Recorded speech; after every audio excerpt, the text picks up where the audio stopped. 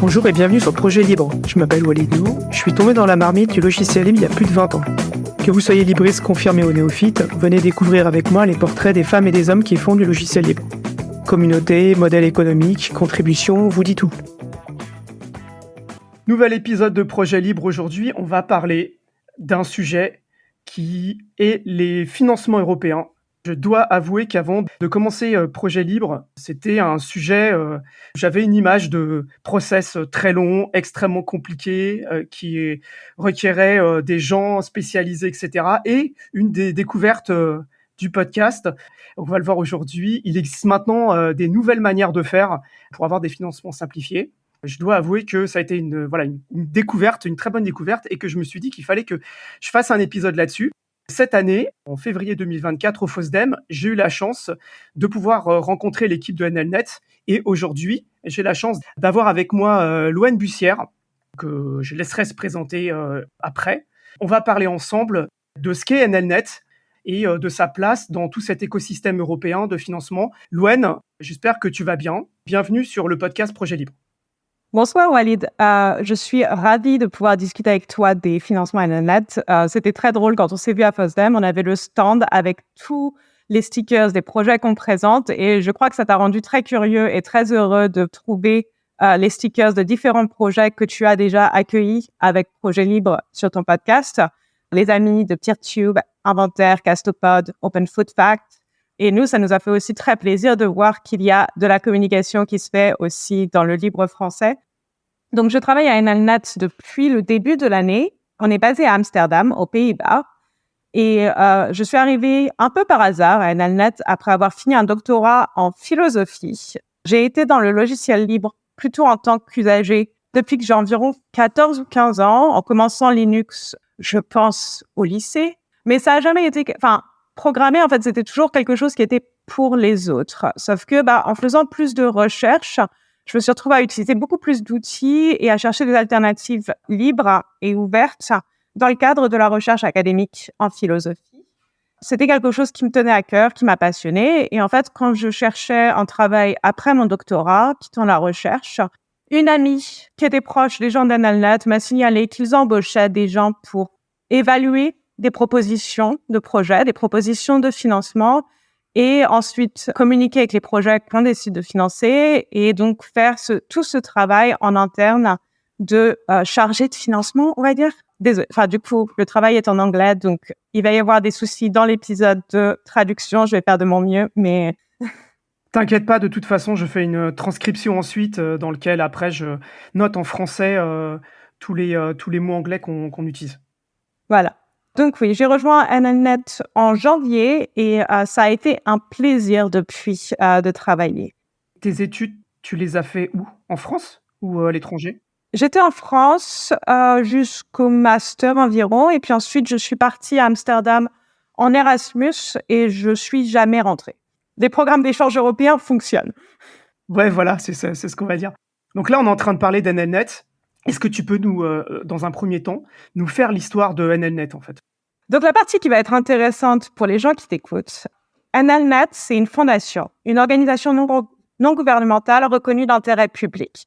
Ce qu'on fait, en fait, c'est qu'on obtient des fonds qui sont des fonds européens, aussi certains fonds privés de donateurs, comme une organisation caritative, et qu'on va ensuite les redistribuer à des projets de développement logiciel ouvert et libre. On donne en général des financements qui sont sur des courtes périodes, environ 1 an de développement, qui sont des petits financements à l'échelle du financement européen, puisque nos bourses sont entre 5 000 et 50 000 euros pour les premiers projets, avec possibilité d'étendre sur plusieurs projets. Et nos missions, ce sont de promouvoir un Internet libre et centralisé, où les utilisateurs sont en contrôle de leurs outils. Et en fait, énormément des projets qu'on finance ne sont pas des projets qui sont très sexy. Ce sont des projets qui sont des briques fondamentales qui construisent Internet tel qu'on le connaît. Ça va être des protocoles réseau. Ça va être des outils réseau qui sont déployés. Ça va être aussi des solutions de stockage de données. Donc, en fait, toute cette infrastructure Internet, dont on sait très bien qu'elle vient du logiciel libre et qu'elle se repose sur un travail souvent invisible, souvent non rémunéré, de volontaires et d'enthousiastes, nous, on essaie de dévier certains fonds européens avec, bien entendu, le consentement éclairé de la commission du programme NGI Zero vers des gens qui vont, en fait, construire des solutions durables pour Internet. Et historiquement, NLNet commence dans les années 80 ou 90. Pour la petite histoire, en fait, ça commence quand des enthousiastes d'Unix reviennent des États-Unis en 82 et créent Unix. Puis, en fait, décident d'utiliser Unix pour faire du réseau, créant EUNet, qui bootstrap l'Internet européen. Et NLNet est fondé officiellement en 89 et a des activités qui sont à la fois des activités caritatives et des activités commerciales. Et ce qui se passe, c'est qu'en 97, NLNet fait un échange de parts avec les gens de EUNet aux États-Unis qui vont devenir Verizon. Et cet échange de parts pour beaucoup d'argent à l'époque, quelques millions, crée le premier fonds caritatif d'NLNet qui va ensuite se concentrer sur ses missions de financement. Je sais que tu as beaucoup de questions à propos des financements européens, mais ce qu'il faut savoir, c'est qu'on bénéficie beaucoup de financement de la Commission européenne par le programme NGI Zero, mais on bénéficie également de financements privés, des héritages ou bien des gens qui nous font confiance avec plus ou moins beaucoup d'argent et de donateurs. Donc, c'est pareil, s'il y a des gens à l'écoute qui ont envie de financer le logiciel libre européen, on peut parler du travail qu'on fait et si ça les intéresse. Mais là, NLNet, donc au départ, NLNet, c'est un fournisseur d'accès à Internet. Ouais. Donc, à un moment, NLNet se fait racheter par Unet qui va devenir Verizon. En fait, NLNet, c'est la sœur de Unet ou Verizon. C'est d'abord une association d'enthousiastes Unix qui commence à créer l'Internet européen, en fait, dans un modèle associatif coopératif et qui devient un fournisseur commercial quand, en fait, on commence à se rendre compte des applications commerciales d'Internet dans les années 90. Et en fait, comme ce sont ces enthousiastes de logiciels libres, des gens comme Tjus Hagen ou Jaap Akkerhaus, qui sont dans le Internet Hall of Fame, en fait, ils sont passionnés aussi de logiciels libres. Donc, en fait, il y a NLNet, ça commence comme un fournisseur d'accès où tous les fonds qui ne sont pas des fonds opératoires sont reversés au logiciel libre par un processus de donation. Ah, d'accord. En fait, dès le départ, il y a quand même cet aspect coopératif. NLNet, qui est maintenant, sa forme juridique, c'est une fondation de droit néerlandais. Ouais. C'était le cas dès le départ ou c'est quelque chose, tu sais ça, si c'est C'était le cas dès le départ parce qu'aux Pays-Bas, tu peux avoir une fondation qui est pour profit. Donc, tu peux incorporer ta compagnie comme fondation. Et en fait, en général, pour les petites compagnies qui viennent de débuter, de type start-up ou bien SME, c'est relativement intéressant comme profil financier en termes de taxes, etc. Je suis pas spécialiste de droit des compagnies, mais il me semble que, en fait, le terme de fondation ne réfère pas nécessairement à des ONG. Ça peut également être des fondations qui ont un but de profit.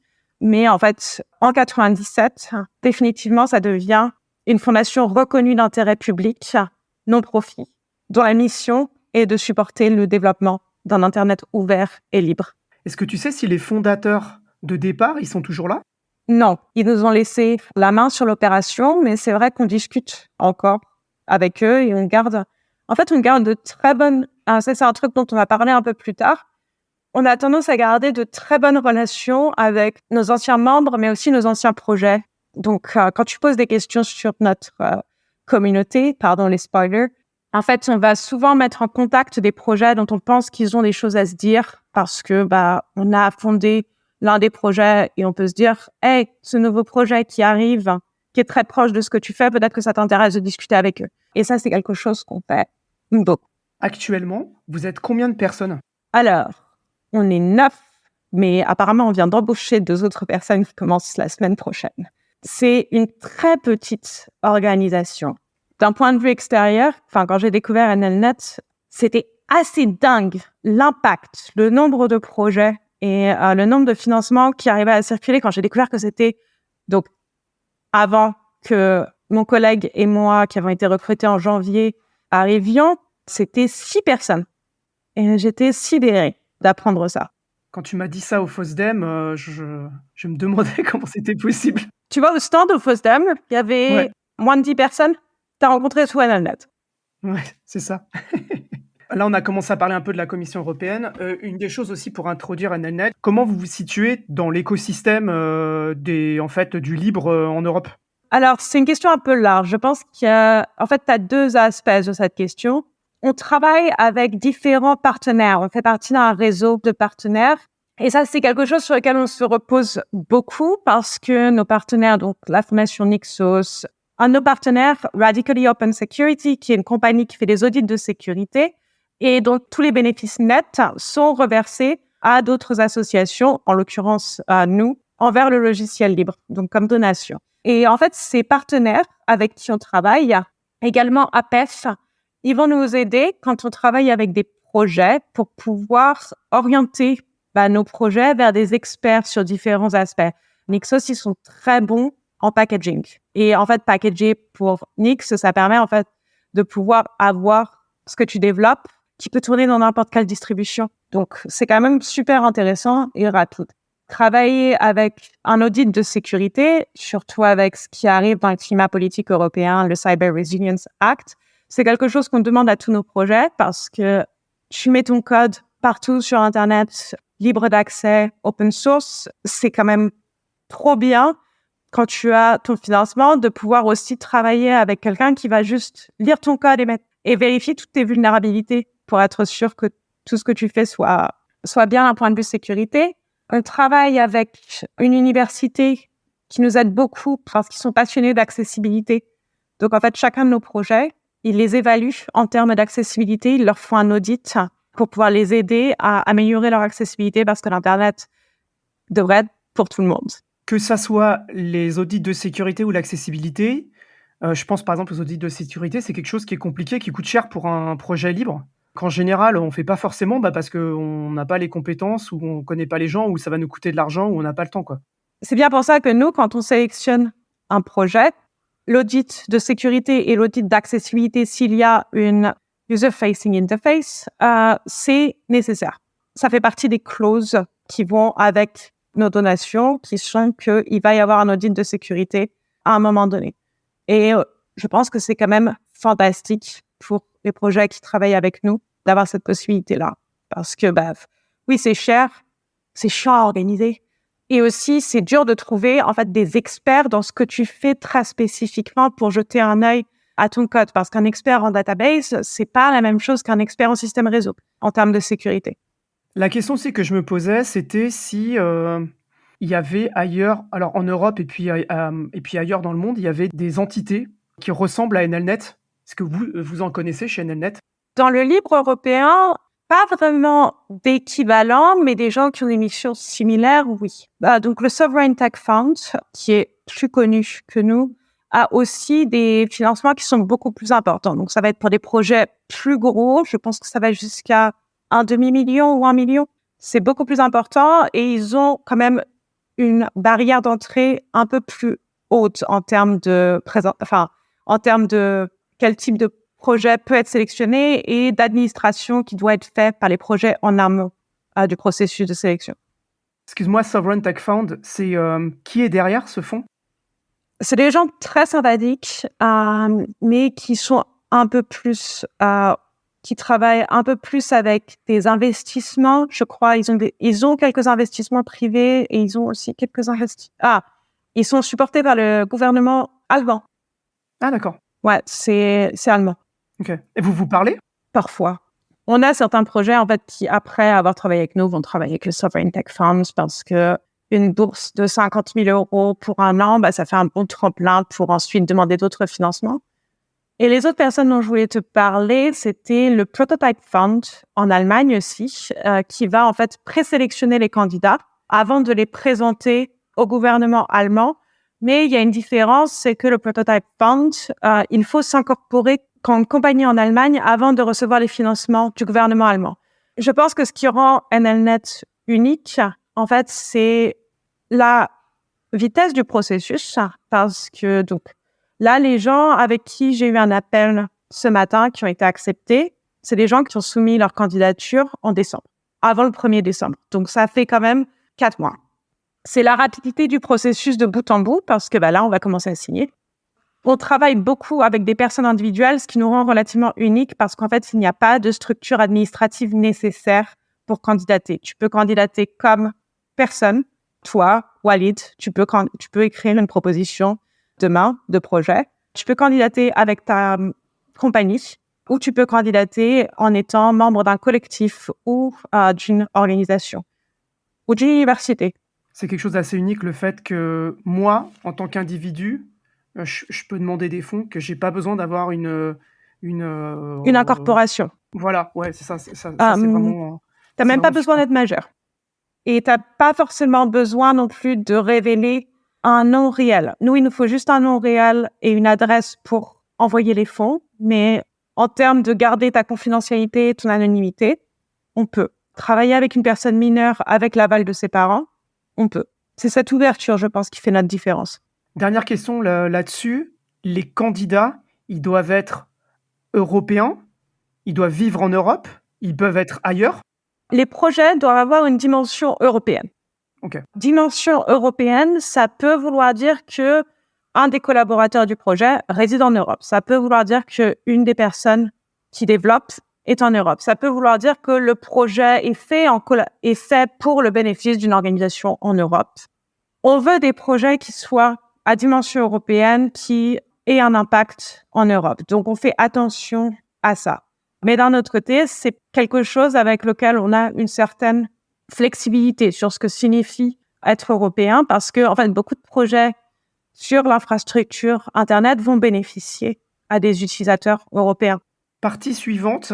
Donc là, tu l'as un petit peu mentionné au départ, mais tu as parlé de NGI Zero. Maintenant, ce que j'aimerais bien, c'est que tu puisses nous parler plus en détail de ce que c'est Next Generation Internet.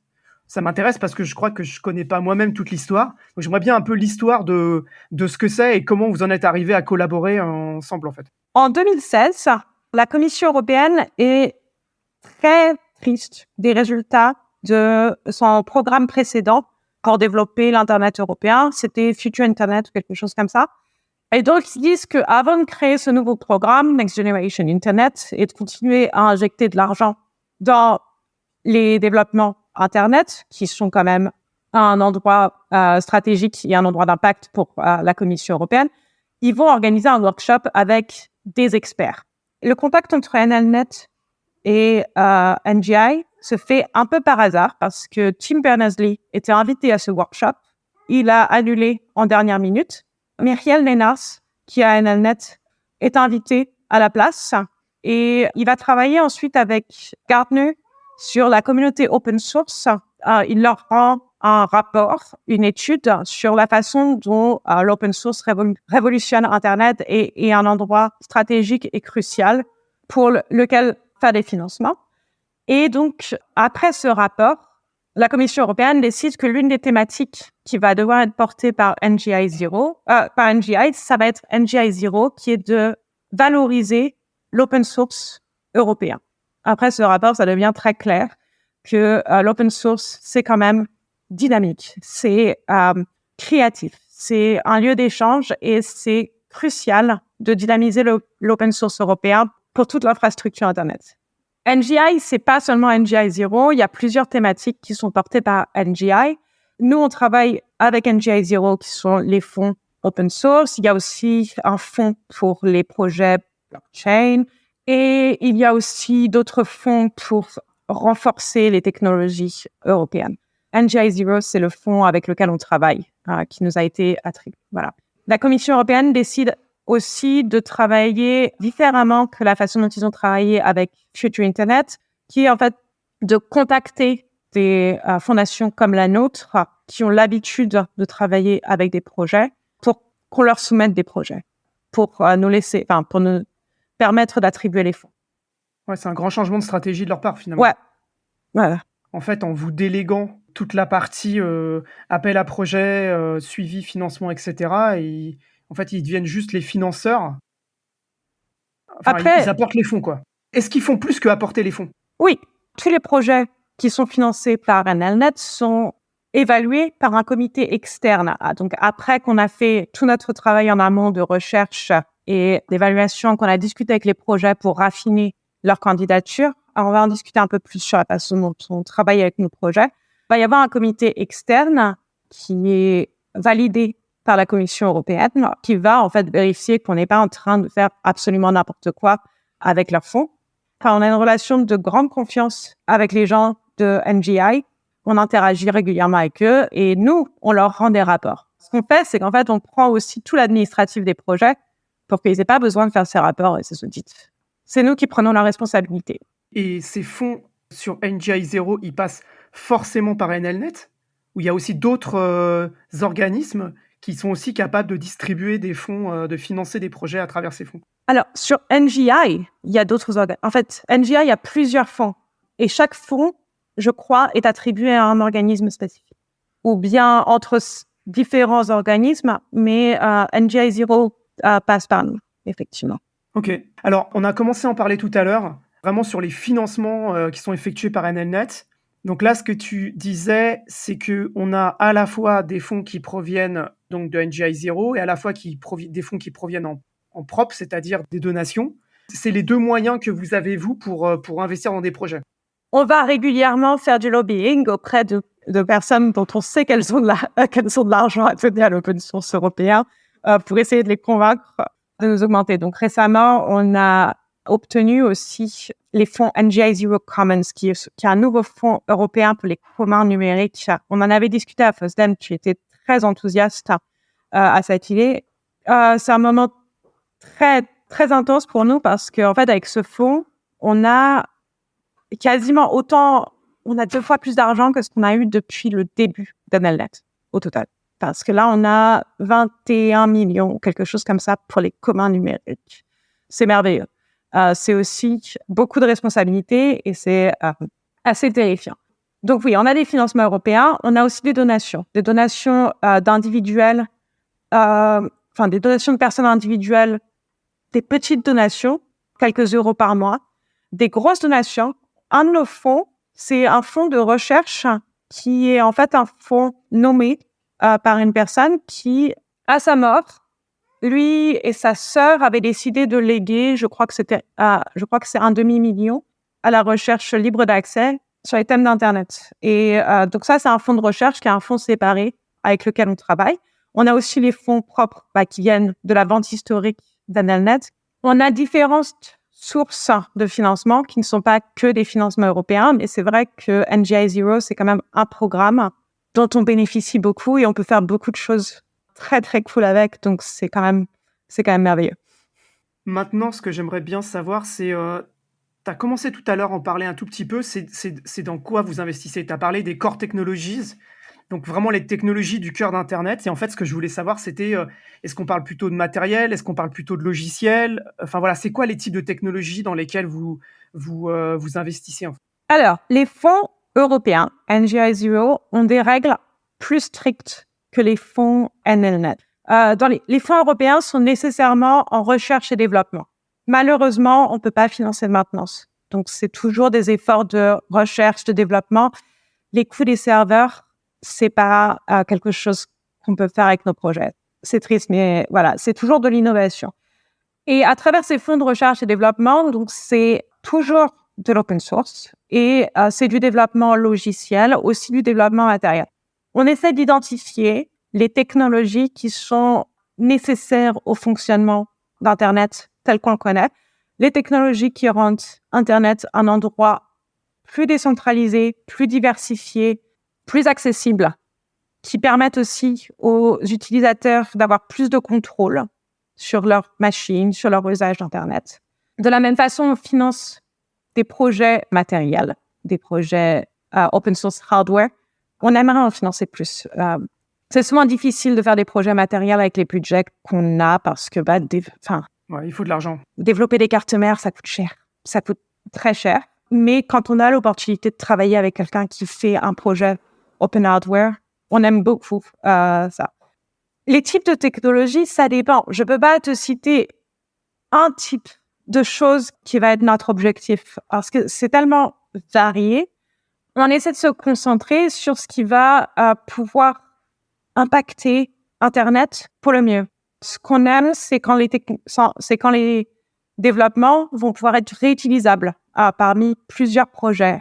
On adore les gens qui font des libraries qui peuvent être utilisées à travers plusieurs bases de code.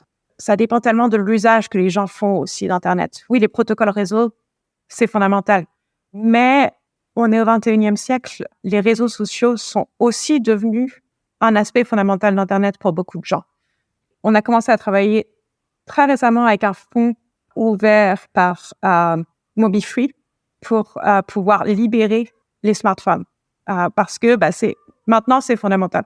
On en a parlé à Gaël Duval quand je l'ai interviewé sur Murena, iOS et tout ça. Ouais.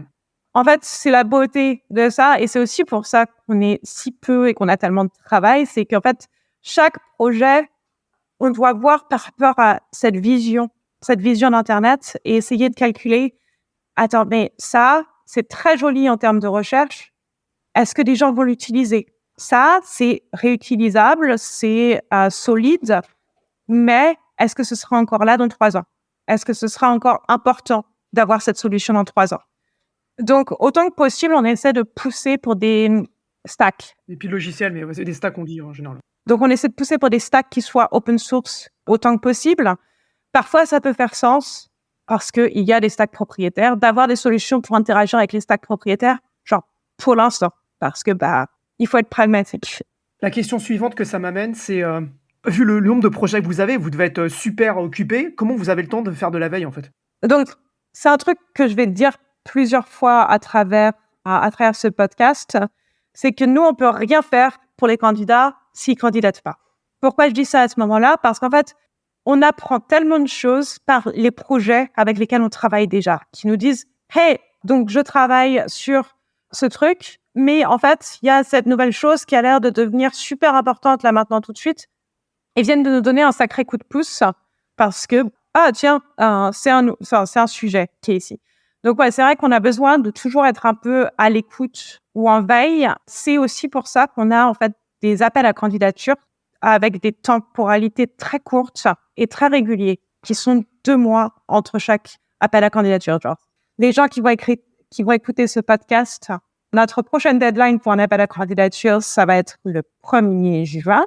On serait ravis de recevoir des candidatures, mais si vous la ratez, il y aura une autre deadline, soit en août, soit en octobre, dépendant d'à quel point on est débordé. Donc, le fait d'avoir des temporalités très courtes, ça nous permet aussi, en fait, de voir où en sont les gens avec qui on travaille. Quand j'en ai entendu parler la première fois, donc avec les gens que j'ai interviewés et les discussions un peu en off qu'on a eues et tout, la première chose que je me suis dit, c'est si on avait eu ça dans les années 2000, sur nos projets qui en fait finalement ont fini par changer de modèle économique parce qu'on pouvait pas se faire financer. Je me suis dit il y a certainement des projets qui auraient pu continuer à garder un modèle communautaire, par exemple, mais à l'époque, il n'y avait pas ces financements-là, en fait. Ça, on essaye aussi, justement, de conseiller les gens qui travaillent, les gens qu'on fonde et qui travaillent avec nous. On essaye aussi de voir quelles sont leurs options en termes de soutenabilité et en termes de modèle économique. Un de nos partenaires, donc APEF, c'est l'association, je me souviens plus de leur nom, mais essentiellement, c'est des pros de tous les modèles économiques possibles de logiciels libres et d'open source pour essayer de voir ce qui fait sens pour différents projets. Donc, ouais, c'est quelque chose auquel on tient beaucoup, qui est aussi la soutenabilité et comment les gens peuvent gagner leur vie en faisant de l'open source. Il y a des modèles économiques que vous financez pas. Je pense par exemple typiquement à des modèles open core ou certains modèles pour lesquels il y a un risque quelconque qu'un jour le projet se referme. Tous les projets qu'on finance doivent être sous une licence reconnue par l'OSC comme une licence open source. Ça va être du GPL, ça va être de l'AGPL, ça va être du MIT, essentiellement. Donc, déjà, on a quand même cette grosse contrainte que ce sont des licences qui sont clairement open source. Quand nous, on finance de la recherche, on n'accepte pas forcément les modèles dual licensing. Après, si ça peut arriver qu'on travaille avec quelqu'un qui va avoir une solution propriétaire, mais aussi une solution open source qui est entièrement open source, self-standing et qui s'intègre bien avec d'autres choses. Ça, c'est pas du tout un souci pour nous. Mais c'est important que nos fonds de recherche et développement, ce soit clairement de l'open source et que ce soit quelque chose qui s'intègre dans les stacks open source. Je voulais dire typiquement des projets où on va dire, bon ben voilà, tu as la version, elle est free, là, elle est open source, et puis pour avoir les fonctionnalités supplémentaires, il te faut la version qui, elle, est pas open source, tu vois. Et là, il faut que tu payes 50 € par mois, tu vois. Est-ce que vous êtes capable de financer ce type de modèle économique ou pas? Je vais revenir un tout petit peu en arrière, si tu permets. De manière très terre à terre, la façon dont fonctionnent nos financements, c'est pas des salaires, c'est des donations. C'est des donations sur des choses que les gens ont développées. Donc, en fait, on donne pas d'argent en avance. On donne quand on reçoit, quand cette personne a développé le code, on a fait un accord qu'il va y avoir une donation parce qu'on apprécie ce que cette personne est en train de faire pour Internet. Et ces donations sont conditionnées au fait que tout ce qui est fait soit open source. Si quelqu'un a un modèle économique qui est de l'open core, mais que le projet avec lequel il candidate pour nous, c'est d'ajouter des fonctionnalités au core, effectivement, et à la version complètement open source, complètement gratuite, pourquoi pas? Si ça fait sens, pourquoi pas? On n'a pas d'a priori sur les choix et les modèles économiques, mais on a ces restrictions qui sont que toutes ces donations sont conditionnées au fait que les technologies développées soient open source. La partie suivante, c'est comment on postule, comment vous sélectionnez tout ça. Est-ce que tu peux m'expliquer un peu je vais dire un flux standard, mais un flux de comment ça se passe pour se faire financer du moment où vous faites un appel à candidature jusqu'au moment où vous donnez les fonds? Je vais te donner la version pour les candidats, qui est relativement simple, et je vais te donner la version pour nous, qui est relativement plus difficile. Oui, voilà, la vôtre, elle m'intéresse beaucoup, la vôtre. Donc, je pense que tu as vu sur notre site, il y a les différents fonds avec « Est-ce que vous avez un projet? Soumettez votre projet. » Et je ne sais pas si tu as ouvert le formulaire par curiosité. Notre formulaire est très simple. Pour un candidat, c'est environ peut-être une demi-heure de travail. La raison pour laquelle on essaie d'avoir ce formulaire aussi simple, c'est parce que ça permet aux gens de nous dire ce qu'ils pensent est important à propos de leur projet. Et ce qui est important pour eux, pour elles, et de présenter leur projet pas forcément avec des grandes explications sur comment ça va révolutionner le stack technologique, mais juste de se concentrer sur « j'ai besoin d'argent pour faire ça, ça, ça et ça. Est-ce que ça vous branche ?» Donc, on essaie vraiment de simplifier la procédure de candidature. Et ça va être l'étape de candidature. Les candidatures, il y a des cycles tous les 2 mois. Ensuite, il y a une période d'attente pendant qu'on évalue les candidatures. Et il y a 2 cycles de sélection. Le premier cycle, c'est une présélection, c'est une première sélection où on décide quels sont les projets avec qui on a envie de poser plus de questions ou bien d'essayer de voir il y a peut-être quelque chose versus quels sont les projets dont on pense que aussi cool qu'ils soient, c'est peut-être pas le bon fit. Donc, après quelques semaines pour le premier cycle, on essaie de garder ça en dessous de 4 semaines, mais c'est difficile.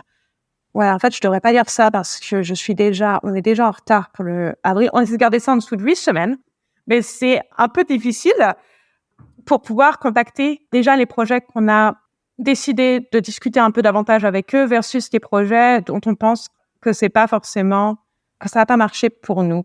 Après ce premier cycle de sélection, on va ensuite avoir des discussions individuelles avec les projets, donc qui vont recevoir 1 ou 2 semaines après l'annonce de la première sélection, des questions supplémentaires, pouvoir donner des détails, nous expliquer un peu plus leur vision, nous donner les détails techniques, nous donner un budget, etc. Et on va ensuite revoir toutes ces réponses, évaluer et essayer de décider quels sont les projets qui nous semblent viables et qu'on va sélectionner. Et ensuite, lorsqu'on a sélectionné, après ce 2e cycle, les projets, on va ensuite les envoyer à un comité externe qui va donc, comme on disait, vérifier cette liste de différents projets qu'on a notés et qu'on a pré-reviewés. Et après ça, quand on a la décision finale du comité externe, on peut commencer. On peut accueillir les projets et commencer à travailler avec.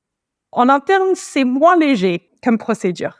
Pour le fonds d'avril, le 1er avril, sur notre dashboard de travail, on reçoit 400 candidatures qui arrivent et on va évaluer, donc on va lire chacune de ces candidatures et les évaluer selon 3 critères: l'excellence technique, l'impact et le potentiel stratégique et la valeur pour l'argent ou bien l'impact pour argent. Du coup, il y a ces outils de notation, mais effectivement, c'est toujours très clinique et ça ne suffit pas à représenter la complexité des projets. Donc, on va à chaque fois devoir faire de la recherche supplémentaire, aller visiter les différents sites des projets, essayer de comprendre, OK, c'est ça ta place dans l'écosystème, c'est ça avec qui tu travailles, c'est ça ton stack, quelles sont tes relations avec les autres projets dans lesquels tu t'intègres, si tu as envie de faire de l'Activity Pub, quelles sont tes relations avec les autres projets Activity Pub, etc. Donc, on va en fait jeter un œil à tout ça, formuler quelques questions préalables pendant qu'on décide ce premier cycle de sélection. Donc ça, comme tu t'imagines, on est 4. En parallèle, on est toujours en train de discuter avec nos projets qui sont en train de travailler et d'être fondés. C'est beaucoup, mais du coup, voilà, c'est un peu les critères de présélection. Et ensuite, après, quand on a décidé quel projet passe cette première étape de sélection, par consensus, on va leur poser des questions supplémentaires. Peut-être que ça va être quelque chose comme: bon, on est ravis de ton impact, mais on a quelques questions sur pourquoi est-ce que tu es en train d'utiliser cette librairie plutôt que cette librairie. Donc, ça peut être des questions très techniques, comme ça peut être des questions un peu plus large scope. Genre, c'est juste ce qui nous manque pour faire une décision finale. Comment tu envisages l'impact de ton projet, ou bien comment tu as organisé ton budget, ou bien quelles sont tes étapes de recherche sur ce projet, etc. Voilà, ça va être le type de questions qu'on va poser. Mais c'est vraiment des questions de discussion pour essayer d'obtenir des informations supplémentaires pour faire notre décision. Après ces questions, ou ce dialogue parfois, puisque parfois il peut y avoir des moments où les projets commencent à être déjà modifiés un petit peu avec ces questions, du genre, typiquement, ce que je te disais, qu'on ne peut pas financer de la maintenance, mais par contre, qu'on peut financer de la recherche. On va discuter avec certains projets. Tiens, je vois que tu as des coûts de serveurs de maintenance, ça va pas marcher, mais cet aspect de ta recherche nous intéresse beaucoup. Cet aspect peut-être un peu moins. Donc, ça peut être aussi une étape de négociation où on peut raffiner le projet pour qu'il ait le meilleur impact possible et le meilleur aspect financier possible. Après cette étape de dialogue, on fait cette sélection finale, on envoie ça au comité de review externe et on peut envoyer la bonne nouvelle après. Donc, c'est un processus qui est relativement rapide et très peu d'administratif et très peu de casse-tête pour les candidats. Et en fait, notre rôle, notre mission, c'est de prendre un maximum de casse-tête administratif pour les projets qu'on finance. On en a parlé un tout petit peu tout à l'heure, mais dans la discussion, vous regardez la soutenabilité économique du projet? Non, c'est plutôt ça, c'est plutôt des choses qu'on discute après, en général, lorsqu'on travaille avec des projets spécifiquement. Ce que je te disais, c'est qu'en fait, n'importe qui peut candidater. Ça peut être des individus, ça peut être des coopératives, ça peut être des chercheurs, ça peut être, des chercheurs académiques, ça peut être des compagnies. Et ça, c'est pas quelque chose sur lequel on discrimine du tout. Obtenir des subventions européennes parce que c'est un projet qui est nécessaire et louable et n'aura jamais de modèle économique pertinent parce que le capitalisme, c'est un modèle économique. Et c'est un modèle économique social qu'on valorise beaucoup, de fait. C'est notre mission, si tu veux. Donc, c'est pas... En fait, c'est quelque chose sur lequel on peut conseiller certains projets qui souhaitent avoir des pistes pour avoir un modèle économique, mais c'est pas nécessairement quelque chose qui est un deal breaker pour nous, en fait. Ça nous fait plaisir si quelque chose a besoin d'avoir un modèle économique derrière pour pouvoir continuer. Ça nous fait plaisir si cette personne peut continuer à se soutenir. Voilà. Pendant que les gens sont en train de réaliser ce qu'ils ont dit qu'ils allaient réaliser, vous avez des échanges réguliers avec eux? Oui. Je sais pas, c'est des points? Comment ça se passe, en fait? C'est aussi un peu la magie de cet organisme, c'est que les projets avec qui on travaille sont très autonomes. On ne fait pas de points, on ne fait pas de rapport. Ce qu'on a, c'est que lorsqu'on a sélectionné un projet, on va ensuite mettre en place un memorandum, donc une garantie informelle que cette personne va recevoir des donations caritatives pour son travail envers un Internet libre. Et cette personne nous envoie, avec ce memorandum, on a un plan de projet avec une description des différentes tâches que cette personne a prévu de faire. Et nous, on dit, Oui, ça nous paraît être une tâche qui est louable et importante. Et quand tu l'auras faite, on va te donner 4 000 €. Et ensuite, les projets nous envoient des demandes de paiement. Lorsqu'ils ont accompli leur tâche, nous envoient un lien vers le repo ou bien vers la doc ou quoi que ce soit. Juste nous dire, hey, j'ai fait ce que j'avais dit que j'allais faire. On vérifie et on envoie l'argent. Ça veut dire quoi, vous vérifiez? C'est-à-dire que vous vérifiez que ça a été fait ou vous vérifiez, On vérifie que ça a été fait, on vérifie que ça compile. Oui, c'est ça, OK, d'accord. Vous prenez le code, vous le On le fait tourner. Si c'est du packaging, on fait tourner. Si c'est un blueprint de hardware, c'est un peu plus compliqué, mais on essaie de voir si on peut construire. ça prend du temps tout ça? Oui, oui, effectivement, ouais. Par contre, les gens ne font pas de rapports. On ne demande pas des rapports techniques de 12 pages de j'avais prévu de faire ça pour cette raison, j'ai décidé de faire ça, machin. C'est vraiment aussi simple pour le projet avec qui on travaille, c'est aussi simple que de dire j'avais dit que j'allais développer une librairie, voilà les librairies. C'est génial, ça réduit la contribution, et le financement à quelque chose d'extrêmement simple, pour les gens. Ça, c'est vraiment En fait, génial. si tu veux, notre postulat de départ, c'est qu'il y a plein de gens qui sont absolument brillants en développement technique et tous ces process de management de projet ou bien d'organisation de financement, c'est l'enfer. Et tous les process sociaux où il faut parler à des gens, faire du reporting, etc., c'est une galère sans nom. Et du coup, nous, ce qu'on essaie de faire, c'est de simplifier le processus au maximum pour que beaucoup plus de gens puissent obtenir des financements pour le logiciel libre qu'ils développent en réduisant la charge qu'ont ces personnes. C'est aussi pour ça que la question que tu me poses à propos des business models, justement, ce qu'on a envie de faire, c'est de permettre aux gens de pouvoir développer le logiciel libre qu'ils veulent développer sans avoir besoin de se casser la tête à trouver la façon de vendre ça à des venture capital ou bien de monter une compagnie là-dessus. Le sujet suivant sur lequel je voulais t'interroger, moi j'ai appelé ça la communauté autour de NLNet, c'est-à-dire, il y a plein de projets, qui ont été financés par NLNet, il y en a toujours plus. Est-ce que vous, NLNet, vous animez une communauté? Est-ce que vous faites que de la mise en relation, de projets? Est-ce que, voilà, je sais pas, est-ce que vous avez des webinaires? Est-ce que vous avez des événements? Enfin, qu'est-ce que vous avez, vous, pour faire en sorte que les gens, ils interagissent entre eux, dans cette communauté? Est-ce que nous, on anime une communauté? Non. C'est un choix et c'est un choix délibéré parce qu'on pense que Internet devrait être décentralisé, parce qu'on pense que les projets devraient interagir dans leur propre communauté ou bien la communauté d'intérêt qui fait sens pour eux et non pas dans une communauté artificielle de avoir reçu de l'argent de la même source. Enfin, pour nous, ça fait pas sens de faire des cohortes ou bien des promotions pour des gens qui ont des travaux très différents. En revanche, on adore créer des connexions directes dès qu'on peut. Si un nouveau projet, on pense que ça peut être intéressant de les mettre en contact avec des projets précédents avec qui on a travaillé, on va les mettre en contact directement. Bon, on a effectivement un speaker bureau qui permet de nous contacter ou demander si on aurait quelqu'un à proposer pour intervenir à un événement, prendre la parole. On organise des webinaires qui permettent à certains de nos projets, quand ils ont abouti à nos success stories, en fait, de présenter leur travail. Et on a un réseau de partenaires sur lequel j'ai un peu touché qui propose de l'aide et du support à nos projets.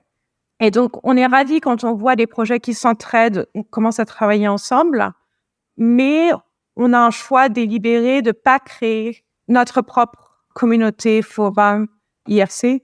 Et puis aussi, voilà, tu t'en doutes. Vous n'avez pas le temps, quoi. Ouais. Aussi. Voilà, ouais. Bah oui. Ma question suivante, qui est assez connexe à celle que je viens de te poser, c'est comment est-ce que vous faites de la pub, en fait? Comment est-ce que vous faites connaître des gens? Nos projets sont notre meilleure publicité. On demande aux projets qu'on finance de nous reconnaître en termes de financement parce que c'est sympa sur leur site ou sur leur repo, un peu comme ils veulent. Et c'est toujours très sympa quand on a de nouveaux projets ou de nouvelles personnes qui nous contactent en disant « Hey, j'ai entendu parler de vous par tel autre projet d'open source avec lequel je participe et j'avais envie de candidater. » Donc, nos projets sont notre meilleure publicité. On est un peu sur Mastodon, ActivityPub, mais c'est vrai qu'on aime beaucoup garder les choses très techniques. Et on aime ce bouche à oreille et on aime le fait que on n'a pas besoin de faire des publicités sur Facebook, Google, Mastodon. Et on préfère, au contraire, que ce soit recommandé par tes amis. Tiens, ton projet de logiciel, je sais que tu es en recherche de financement depuis 3 ans. Tu devrais peut-être voir à candidater avec NLNet. Ça nous fait très chaud au cœur quand ça a lieu.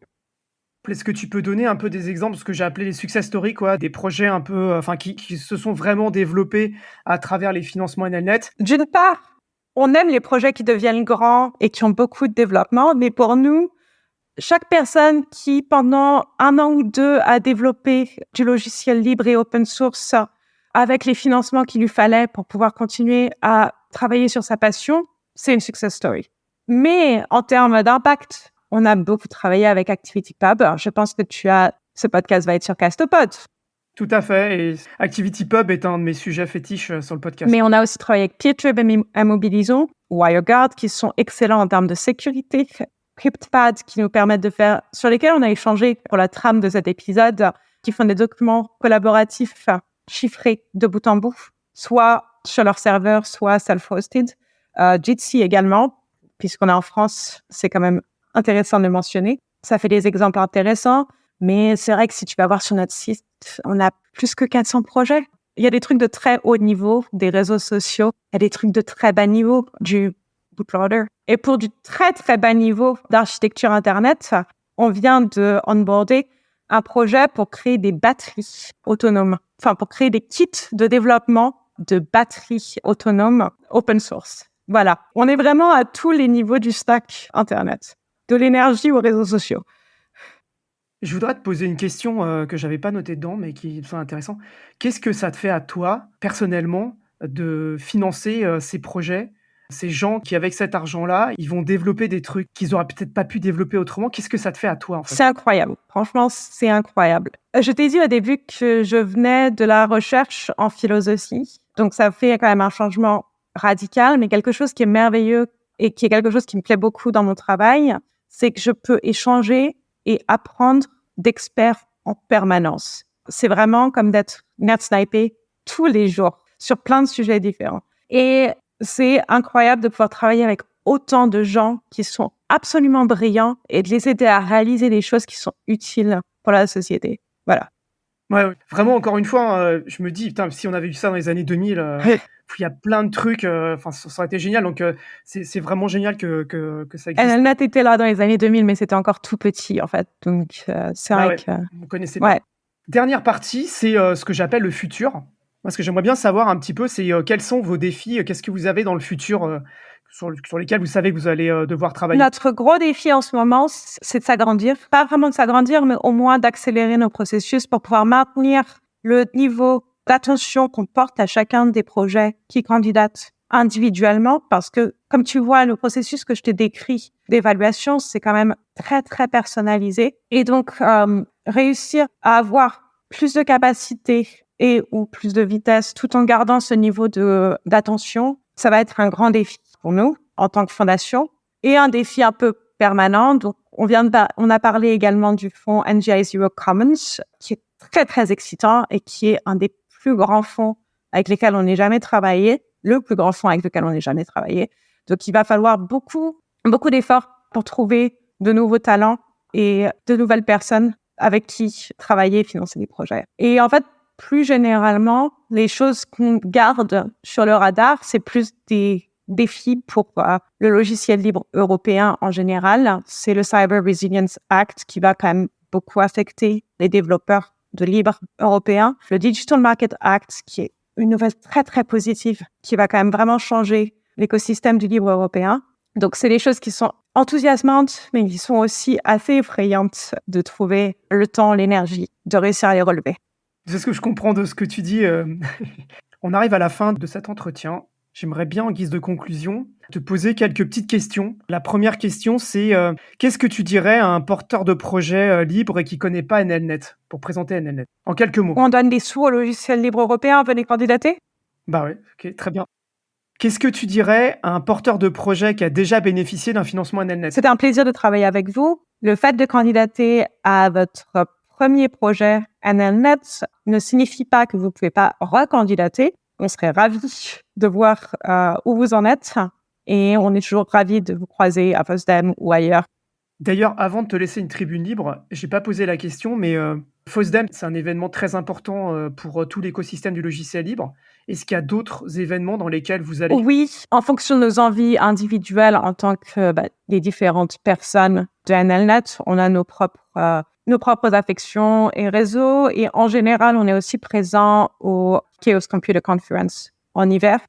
Ok. Eh ben écoute, on arrive sur la fin de l'entretien, c'est la tribune libre. Donc la tribune libre, c'est je te laisse la parole pour faire passer un message, le message que tu as envie de faire passer aux auditrices, aux auditeurs de Projet Libre et bah voilà, tous les gens qui pourraient tomber sur cet épisode. À tous les auditeurs et les auditrices qui sont passionnés de projets libres et de logiciels libres, s'il y a des projets que vous connaissez qui recherchent des financements, essayez de les pointer dans notre direction parce qu'on adore recevoir de nouvelles candidatures, voir de nouvelles têtes et aussi on essaie d'aider à chaque fois qu'on peut. C'est une conclusion très intéressante. Moi-même, j'en parle très régulièrement autour de moi en disant aux gens non mais vous devriez vraiment candidater. Et d'ailleurs, Benjamin Bellamy de Castopod disait que voilà que c'était les gens de chez XWiki qui l'avaient aidé à remplir le formulaire NLNet et que voilà que c'est comme ça que Castopod est né finalement. Ah oui, quelque chose pour les projets qui ont déjà travaillé avec nous. Aidez vos copains, aidez les autres projets que vous connaissez qui ont des difficultés financières. Tout le monde est en difficulté financière en logiciel libre. Mais aidez-les à candidater, montrez-leur que c'est simple, parlez-leur de votre expérience, le bien, le moins bien, et essayez de les encourager parce que c'est vous qui nous permettez de voir de nouveaux projets, de nouvelles têtes et de découvrir des talents. Typiquement, ce que les gens de XWiki ont fait en aidant Benjamin de Castopod, on a besoin de ça parce que on peut pas faire tout ça. Malheureusement, on n'a pas. Bah écoute, Louane, déjà, j'étais ravi de te croiser au FOSDEM parce que moi, je suis arrivé sur le stand de NLNet. J'ai demandé est-ce que par hasard quelqu'un serait francophone. Je pensais que la réponse allait être non. On m'a dit ah mais si, il faut que tu repasses demain, il faut que tu rencontres Louane. Donc là, j'étais super content. Après, je t'ai recontacté et tu m'as dit oui super, c'est génial, on va pouvoir faire on peut pouvoir faire un épisode. Donc j'étais aussi super content parce que c'est un sujet qui me tient vraiment à cœur. Vraiment ravi qu'on ait pu faire cet enregistrement. Donc voilà, je te remercie beaucoup de ça. J'espère qu'on aura l'occasion de pouvoir reparler de NLNet dans les mois ou années à venir sur le podcast Projet Libre. Et puis, pour les auditrices et les auditeurs, vous avez compris, il faut faire tourner cet épisode auprès des gens qui font du logiciel libre. Donc, je compte sur vous. Voilà, c'est votre mission. À bientôt, merci beaucoup et bonne soirée. À une prochaine, Louane. Merci beaucoup. Ça a été vraiment un plaisir de discuter avec toi.